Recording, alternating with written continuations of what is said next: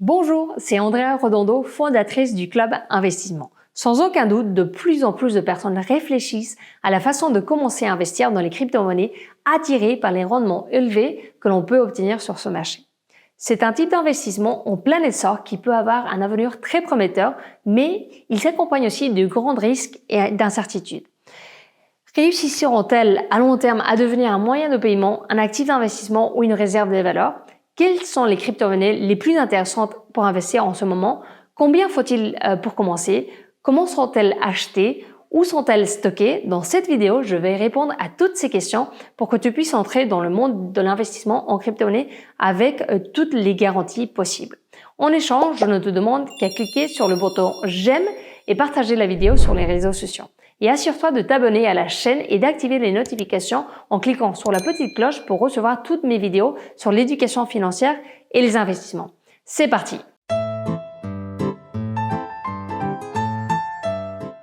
Pour commencer, on va voir quelles sont les crypto-monnaies. De manière très simple, nous pouvons dire que les crypto-monnaies sont des monnaies numériques ou des moyens d'échange numériques qui utilisent la cryptographie pour vérifier et sécuriser les transactions par le biais d'un système décentralisé. Par conséquent, ce sont des actifs qui, d'une part, sont 100% numériques et donc ils n'existent pas physiquement et d'une autre part, impliquent la vérification des transactions. Ils sont associés à un enregistrement de toutes les transactions effectuées avec les crypto-monnaies en question et 3, fonctionnent de manière centralisée. Cela les différencie des monnaies physiques traditionnelles qui sont soutenues par une seule autorité centralisée, en général les banques centrales. Pour fonctionner de cette manière, les crypto-monnaies sont basées sur une technologie appelée blockchain. Voyons brièvement en quoi cela consiste. De manière très simple, nous pouvons dire que la blockchain est un ensemble de données structurées qui sont organisées en blocs enchaînés.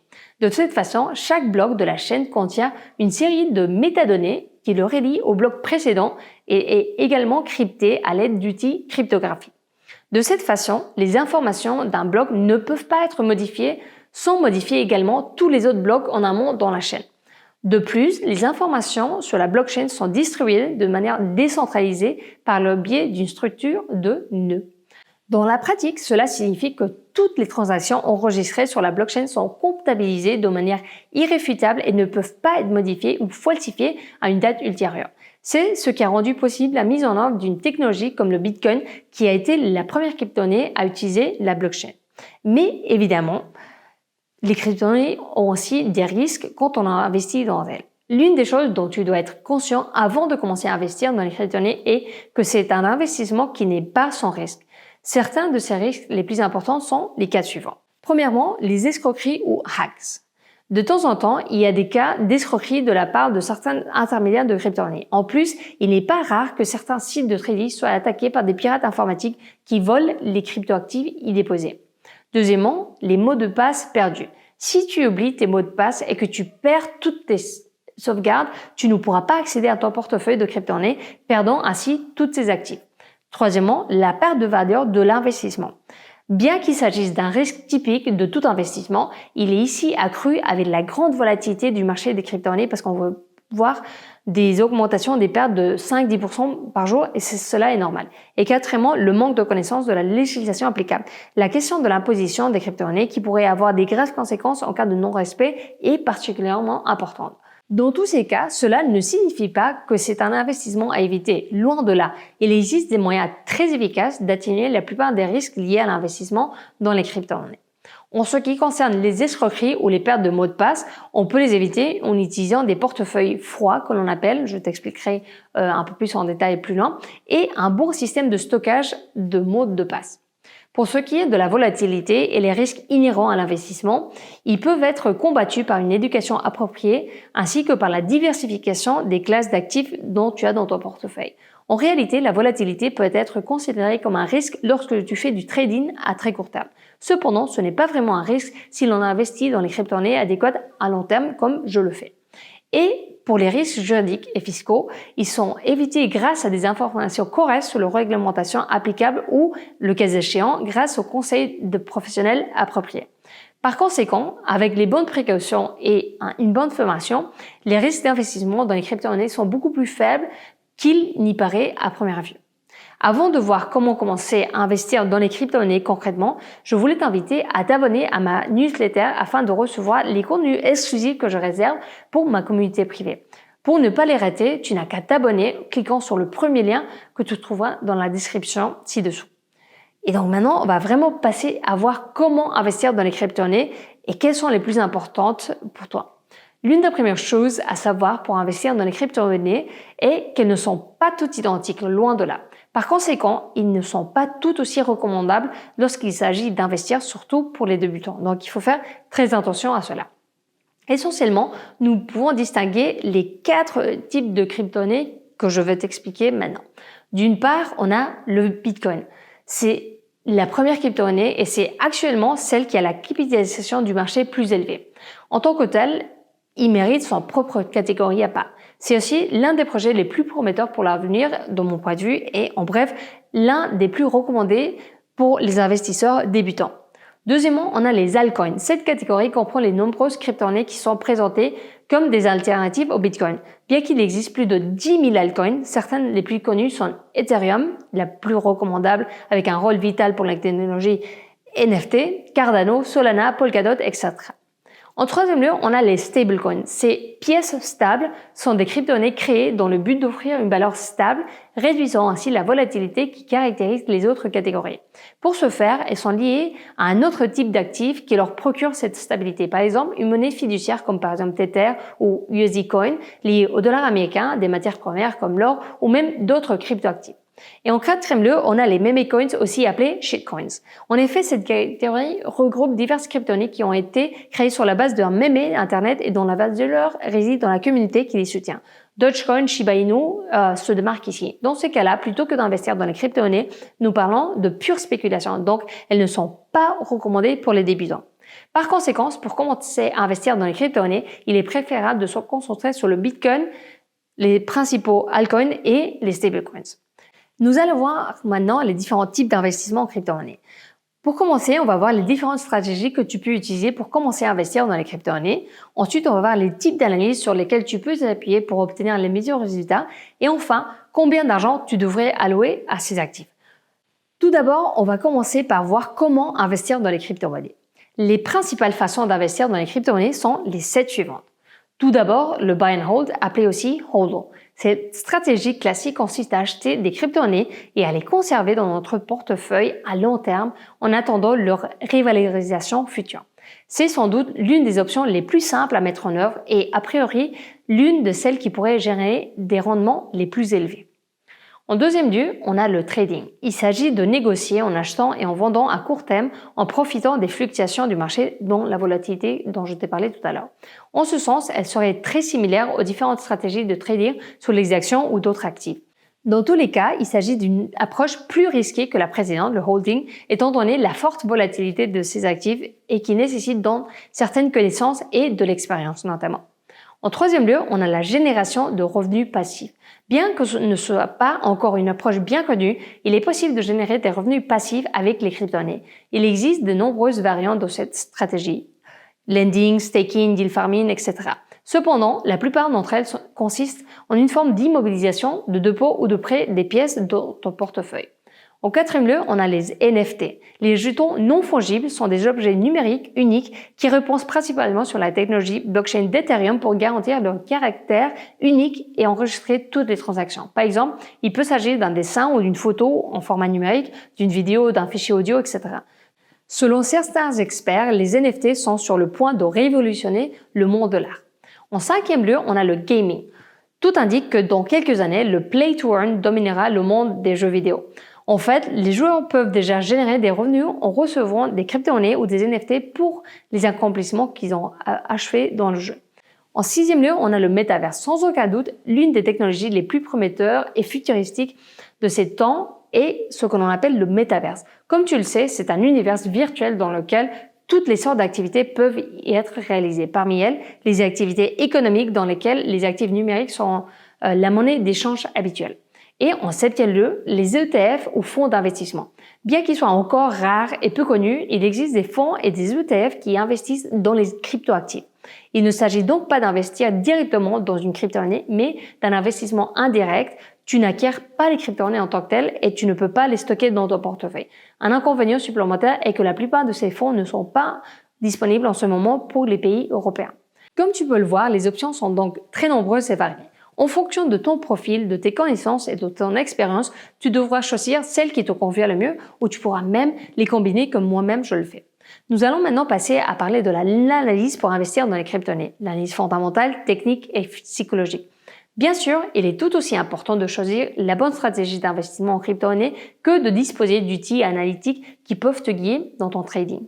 À mon avis, les trois principales approches qui peuvent être utilisées sont donc, comme je te disais, l'analyse fondamentale, l'analyse technique et l'analyse de la psychologie. On commence par l'analyse fondamentale. Elle se concentre sur l'étude de la valeur intrinsèque d'un actif. Cependant, il est beaucoup plus difficile d'appliquer cela aux crypto-monnaies que par exemple aux actions d'une entreprise où tu peux vraiment évaluer la demande de ses produits, les coûts de production, etc. Dans les crypto-monnaies, nous devons examiner les facteurs tels que l'équipe humaine derrière le projet pour voir son expérience, les qualifications techniques, les capacités de gestion, l'investissement qu'ils ont réalisé, etc., ainsi que leur feuille de route, appelée roadmap ou la proposition de valeur qui explique les objectifs et la valeur réelle du projet. Mais passons au type d'analyse suivant, l'analyse technique. Comme tu le sais, l'analyse technique est basée sur l'étude des graphiques qui reflètent l'évolution du prix d'un certain actif. Il s'agit d'une analyse complexe qui utilise différentes techniques et outils, par exemple les chandeliers japonais, pour essayer de déterminer le meilleur moment pour acheter ou vendre un actif. C'est particulièrement important pour le trading. Et en troisième lieu, on a le facteur psychologique. Sans aucun doute, il est fondamental de connaître le rôle de la psychologie dans le trading pour éviter la panique ou l'euphorie et par conséquent de prendre des décisions hâtives lorsqu'on investit dans les crypto-monnaies. N'oublie pas non plus qu'il est préférable d'utiliser ces trois approches analytiques ensemble et de manière complémentaire. En fait, cela s'applique autant à l'investissement dans les crypto-monnaies que à tout autre actif. Et maintenant, la question qui se pose est combien doit-on investir dans les crypto-monnaies? En principe, tu ne devrais investir dans les crypto-monnaies que la quantité d'argent que tu peux te permettre de perdre, surtout si tu fais tes premiers pas dans ce secteur parce que, comme je te dis, il y a quand même un certain nombre de risques. De toute façon, si tu cherches une réponse plus concrète, je te dirais que tu ne devrais pas investir plus de 5 à 10% de ton patrimoine total dans les crypto-monnaies. Cependant, chaque investisseur a un profil différent. Âge, tolérance au risque, ressources financières, composition du portefeuille, situation familiale, etc. Et chaque personne doit donc faire ses propres calculs pour déterminer son pourcentage. L'objectif ultime est d'avoir un portefeuille diversifié et donc équilibré en termes de risque. Dans tous les cas, je recommande de donner la préférence aux cryptos à plus grande capitalisation qui ont fait déjà preuve d'une trajectoire solide. Cependant, tu peux aussi consacrer un petit pourcentage à tes projets plus risqués qui peuvent avoir un grand potentiel de réévaluation. Et également les stablecoins. Enfin, fais attention à ne pas te laisser emporter par la FOMO, Fear of Missing Out, c'est-à-dire la peur de rater quelque chose en période de croissance, ni par la panique lorsque les grosses baisses sont constatées. Par exemple, c'est un phénomène qu'on appelle FOD, Fear, Uncertainty, and Doubt, ou la peur, incertitude et doute. N'oublie donc pas qu'il s'agit d'actifs très volatiles qui peuvent connaître des fortes variations dans les courts termes, aussi bien à l'hausse qu'à la baisse.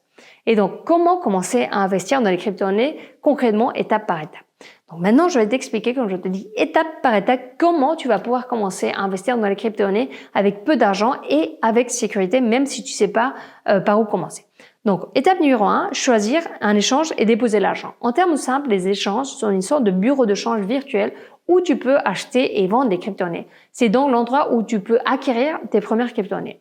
Si tu as déjà utilisé les services bancaires en ligne, les processus sera assez connu pour toi. Je vais t'expliquer brièvement les démarches de base que tu dois suivre. D'abord, il faut choisir l'exchange. Bien que les options soient très variées, je recommande de donner la priorité à ceux qui offrent le plus gros niveau de sécurité et le fonctionnement le plus simple possible. Ainsi, un de ceux que je trouve le plus intéressant en ce moment est Coinbase.